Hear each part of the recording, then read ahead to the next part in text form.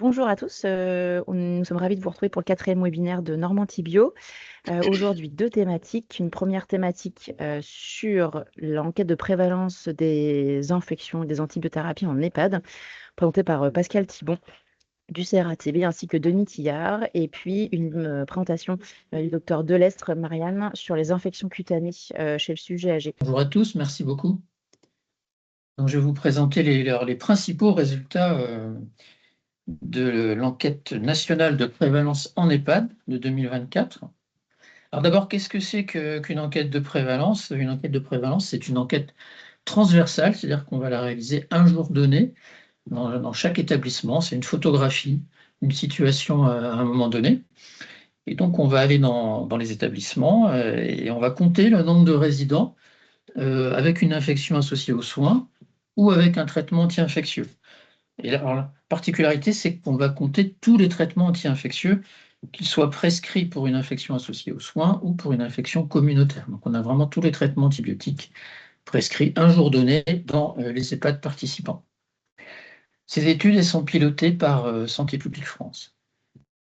Alors, il y a des études en établissement de santé tous les 5 ans. Elles sont organisées à peu près tous les 5 ans. Vous voyez, un petit décalage à cause du Covid à un moment.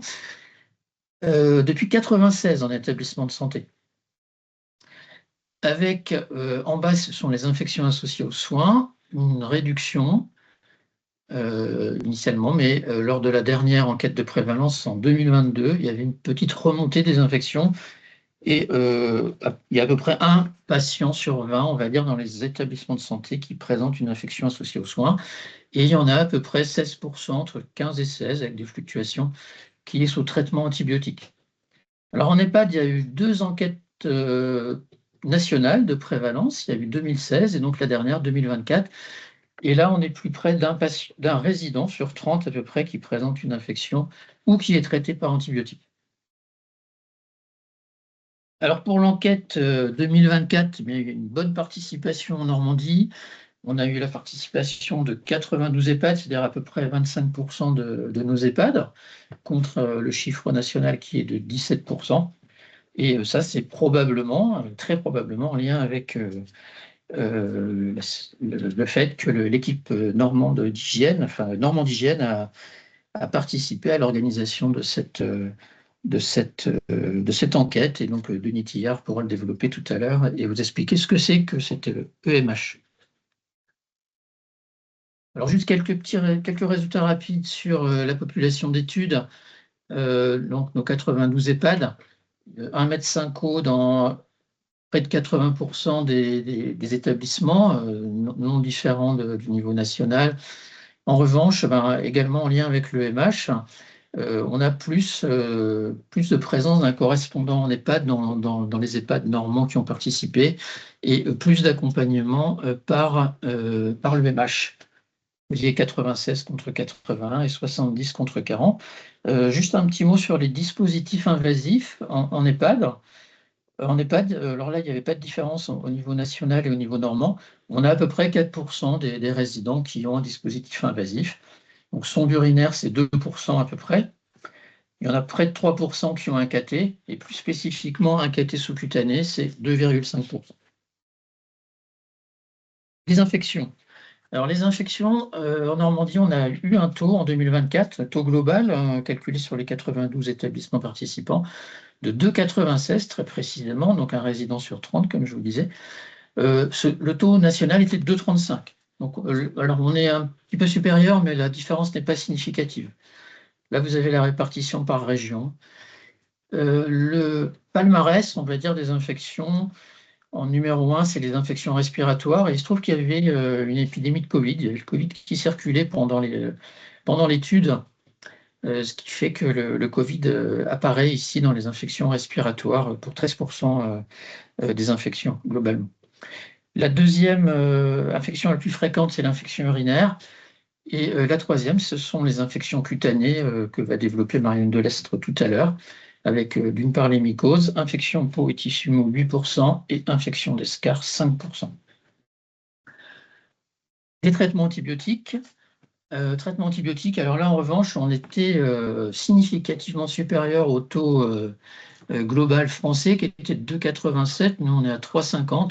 Et il se trouve qu'on était la région la plus consommatrice pendant cette étude, avec 3,50, contre un taux à 3,23 en Bretagne. Vous voyez, enfin, donc on avait le taux le plus fort au niveau français, avec deux éléments qui ont été pointés. D'une part, une grande fréquence des traitements prophylactiques qui apparaissent à plus d'un quart de nos traitements.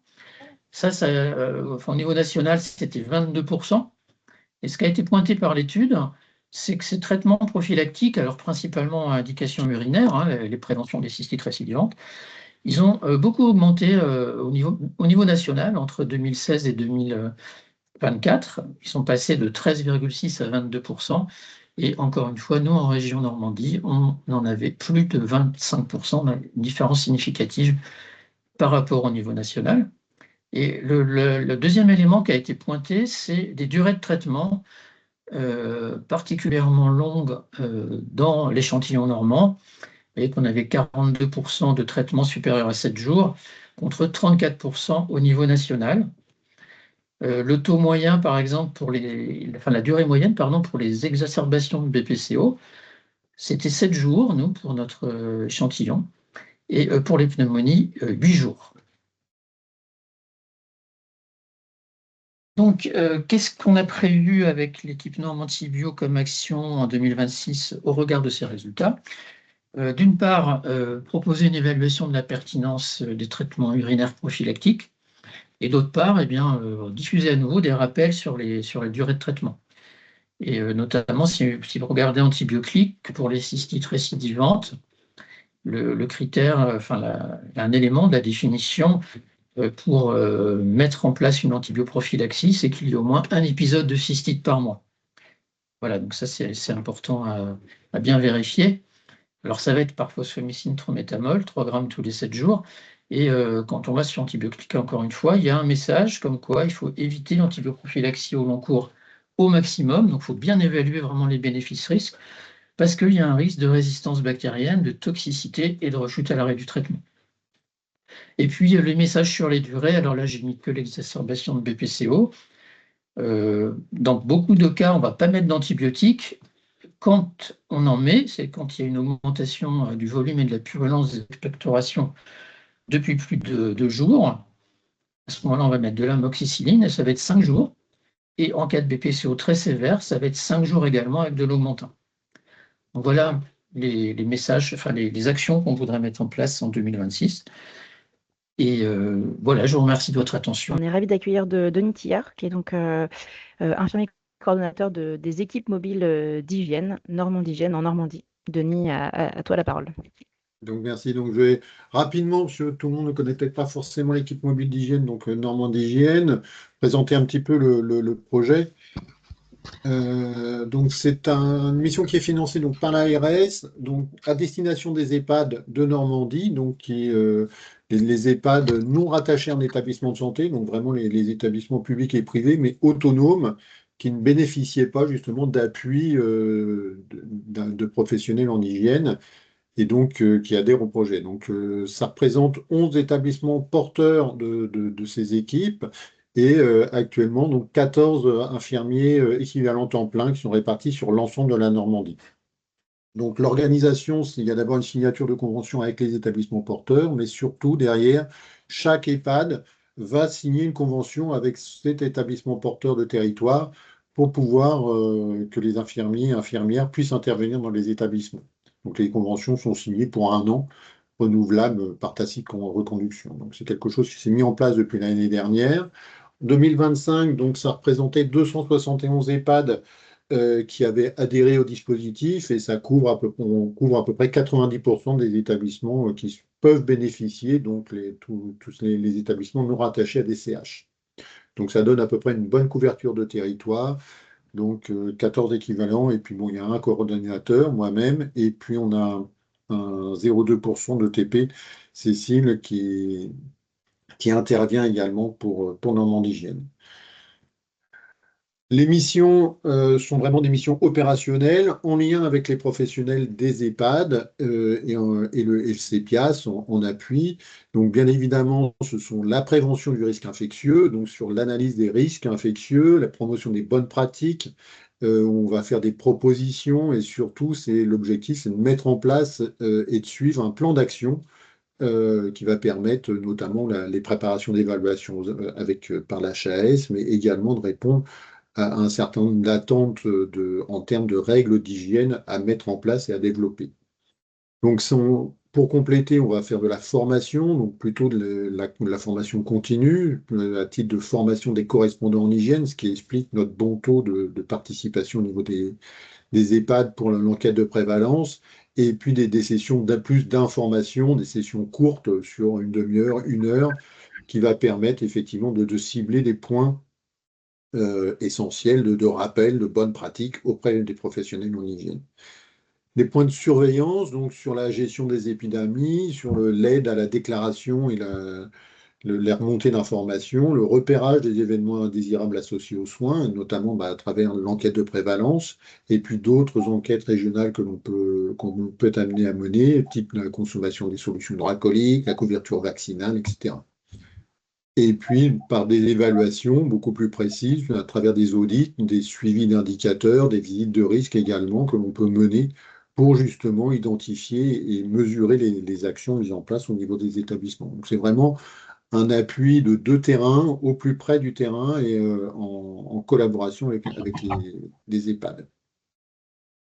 Quelques exemples de thématiques que l'on peut aborder, bien évidemment. Bon, alors, l'hygiène des mains, puisque c'est quand même la mesure phare, mais également l'hygiène bucco-dentaire, on le voit, un impact important, notamment sur toutes les infections associées, avec une grosse problématique au niveau des EHPAD. La promotion de la prévention des infections respiratoires aiguës et les campagnes de vaccination, aussi bien que ce soit pour les résidents, mais également pour les professionnels. Des actions sur le bon usage des antiseptiques, les infections urinaires et la pertinence de réaliser les ECBU. On a réalisé différentes enquêtes, plusieurs enquêtes de sensibilisation et donc de relayer également tous les outils développés par le CEPIAS et le Normantibio, notamment la boîte à outils. Sur lequel on peut retrouver effectivement pas mal d'informations. On voit bien l'importance par rapport le résultat de l'enquête de prévalence. On intervient également pour améliorer les circuits du linge, les circuits des déchets également, avec l'application de nouvelles recommandations. Et puis, une action phare, effectivement, c'est le suivi du programme d'action et puis l'élaboration du document d'analyse de maîtrise du risque infectieux que l'on peut avoir au niveau des établissements. Et puis, on a vu effectivement à travers l'enquête de prévalence, donc en 2024, 65 établissements adhérents à Normandie Hygiène ont participé sur les 92 qui ont réalisé l'enquête au niveau régional. Donc un fort impact et du coup une forte sensibilisation des établissements. Donc ça, c'est vraiment une plus-value très importante par rapport à la qualité des résultats qu'on a pu obtenir sur cette enquête.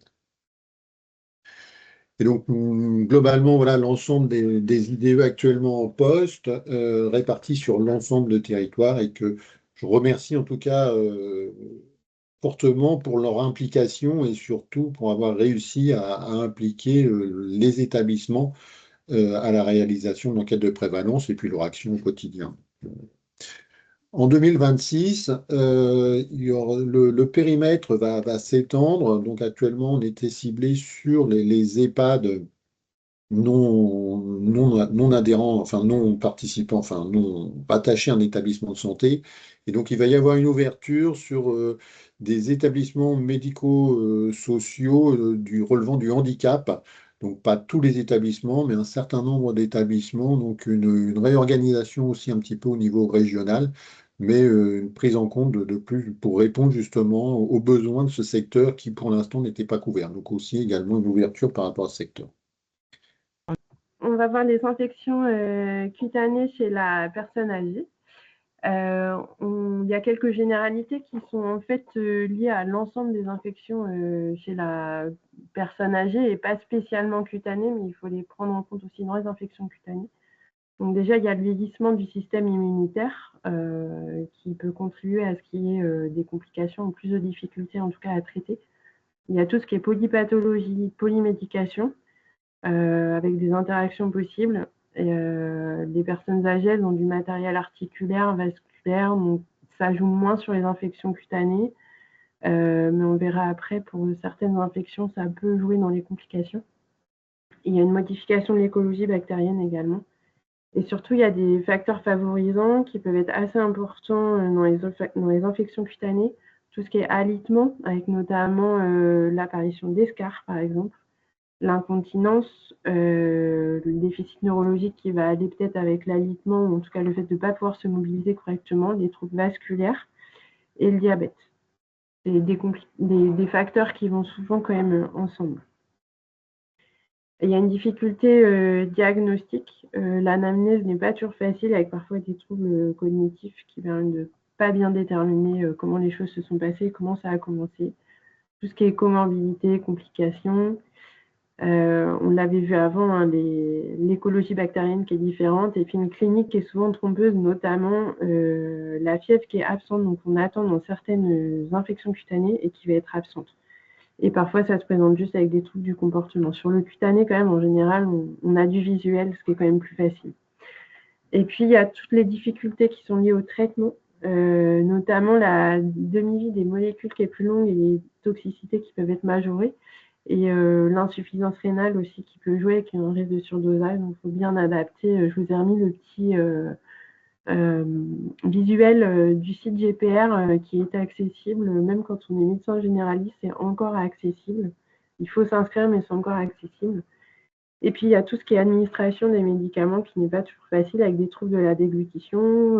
Quand on n'est pas en PEROS, il peut y avoir un capital veineux insuffisant ou pas très adapté. Et puis, des fois, le refus aussi de la personne qui joue.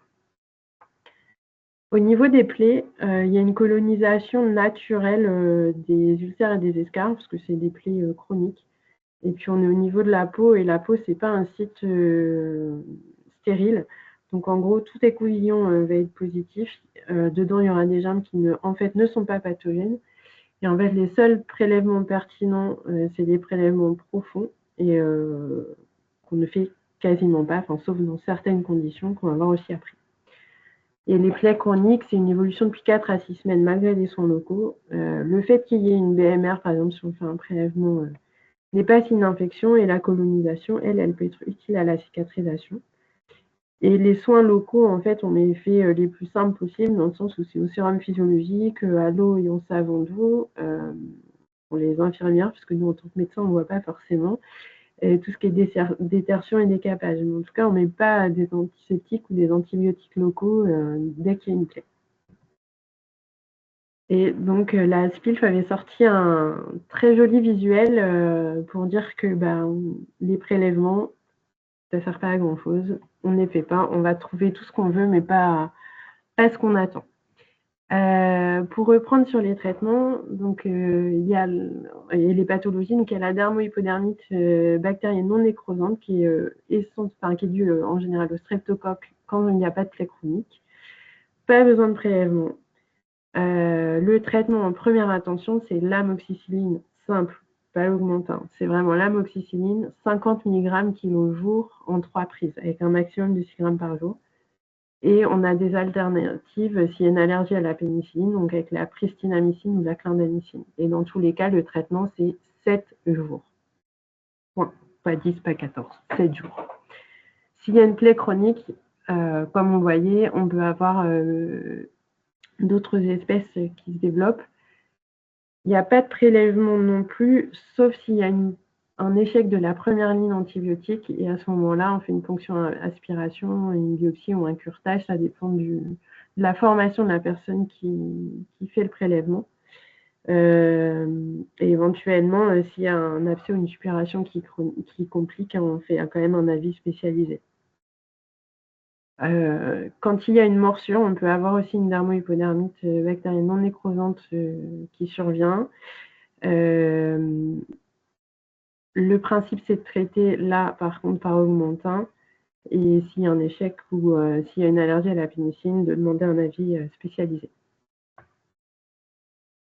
Le plus important, ça reste quand même la prévention avec la prise en charge des facteurs de risque, tout ce qui est lymphœdème, les portes d'entrée cutanées et l'obésité.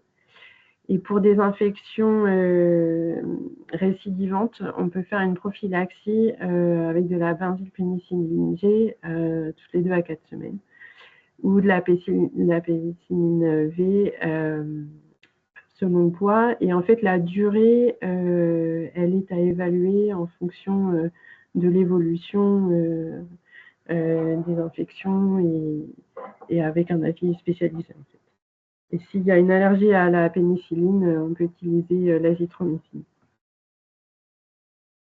Alors, une des choses à voir, c'est quand hospitaliser. Donc, en urgence, s'il y a des signes de gravité locaux ou généraux, je vous ai remis les signes de gravité ici. Et puis, tout ce qui est signe de décompensation d'une comorbidité. En principe, s'il y a une obésité morbide, je reconnais que dans la vraie vie, en tant que médecin généraliste, on n'arrive pas toujours à hospitaliser, ne serait-ce que parce que les patients ne veulent pas. Mais l'idéal, c'est ça. Et puis, l'âge plus de 75 ans avec des polypathologies. En gros, quand il y a des signes de gravité, on part vers la fasciite nécrosante et la dermohypodermite bactérienne nécrosante, qui sont des urgences vraies et qui nécessitent du coup une hospitalisation vraiment en urgence. Et puis, on peut faire une hospitalisation secondaire s'il y a une évolution défavorable à 24-48 heures du début de l'antibiothérapie. Ensuite, on a tout ce qui est autour des furoncles. Pour le furoncle isolé, pour les furoncles en général, les bactéries, c'est le staphylocoque doré. Il n'y a pas besoin de prélèvement pour le furoncle isolé et on fait juste des soins locaux. Par contre, s'il y a une furoncle compliquée de l'anthrax ou une furonculose, là, on fait le prélèvement. Par contre, il n'y a pas de recherche systématique de leucocyline de pentonvalentine, donc ce sera sur avis spécialisé. Et le traitement, si c'est juste un furoncle compliqué ou un anthrax, c'est la clindamycine ou la pristinamycine sur 5 jours. Et ce sera sur 7 jours si c'est une furonculose. Pour les accès cutanés, c'est tout staphylocoque doré. L'idéal est, comme on doit drainer, le traitement premier, c'est le drainage pour les abcès. Donc, on fait un prélèvement du pus. Et alors, en première intention, il y a plusieurs traitements disponibles. Donc, la clindamycine, la pristinamycine, l'oxacilline ou la cloxacilline et la cépazoline. Donc, ça, c'est 5 jours. Et en cas d'allergie à la pénicilline, c'est bien sûr les mêmes traitements, hormis l'oxacilline ou cloxacilline. Mais c'est bien 5 jours. Et pour l'impétigo, qui est plutôt rare chez l'adulte, c'est plutôt une pathologie de l'enfant, mais ça peut arriver chez l'adulte. S'il est localisé, donc c'est moins de 6 lésions, moins de 2% de la surface corporelle, c'est plutôt staphylocoque doré en grosse majorité. Donc il n'y a pas besoin de prélèvement. Et on fait juste des soins locaux avec lavage savon ou savon antiseptique. Et on peut mettre de l'amupyrocine, c'est dans les recommandations sur les parties localisées. Par contre, si c'est un impétigo étendu, on va dire une forme grave ou compliquée, donc l'ectima, l'impétigo étendu, donc soit plus de 6 lésions, plus de 2% de la surface corporelle ou une extension rapide. S'il y a des bulles notamment, on va faire un prélèvement et le traitement sera de 7 jours. Donc en première intention, pristinamycine ou céphalexine, on réévalue avec les résultats du prélèvement. Et s'il y a une allergie à la pénicilline, c'est la pristinamycine, toujours 7 jours. Donc les messages à retenir, globalement, c'est on ne fait pas de prélèvement, sauf les exceptions que j'ai citées sur les tableaux. Là, c'est la clinique qui fait le diagnostic. Et pour l'antibiothérapie, il n'y a jamais d'antibiothérapie locale, sauf pour l'impétigo. Il peut y avoir de la mupirocine, c'est dans les recommandations HAS. Respecter les durées qui sont très courtes, c'est 5 ou 7 jours. Et penser à adapter, puisqu'on est chez la personne âgée, à la fonction rénale. Je vous ai mis les sources et les ressources éventuelles. Et voilà, merci pour votre attention. Juste une question, Marianne.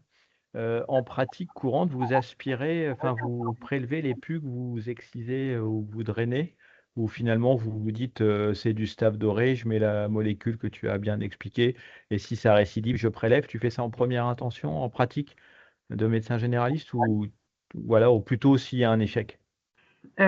Alors, dans la vraie vie, ouais, c'est plutôt Bah oui, si un c'est ça que je veux, c'est dans la vraie vie. Ouais, dans la vraie vie, Pour ça les que gens, tu es là, non? les gens viennent au cabinet. À vrai dire, si je suis dans un EHPAD, enfin voilà, que c'est faisable de faire le prélèvement, je vais le demander, mais finalement, j'ai peu d'abcès en EHPAD.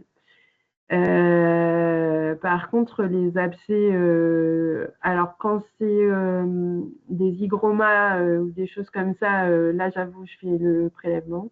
Enfin, je demande le prélèvement, c'est pas moi qui fais, mais je Ouais, c'est renvoie. plus tout à fait partimol, hein. C'est un mix Ouais. partimol quasiment osteoarticulaire. Enfin, c'est Bah, pas c'est pour stricto ça. sensu, hein, C'est- mais. Voilà, c'est pour ça que ça, on renvoie. Mais sur les abcès, on va dire vraiment classiques où il y a zéro complication, je t'avoue qu'on ne fait pas de prélèvement. Et Ouais, c'est tu très traites et tu vois ce qui se passe, ouais, bien sûr. ouais. Ça me paraît, honnêtement, C'est ça pas me bien, paraît hein, être la mais raison. Euh, Si, ça me paraît Non, très mais la stable. discussion, c'est de mettre à plat l'abcès, tu vois, avec Oui, oui, par ça tu éventuellement. contre, on fais deux draine. fois Ah par oui, jour. alors oui, bah Oui, Oui, mais tu ça, je pense draines. qu'il faut le quand c'est redire, tu vois. collecté, C'est ouais, un on abcès, c'est draine. Oui, d'abord un oui, drainage. Moi, c'est sur oui, le oui, oui. prélèvement.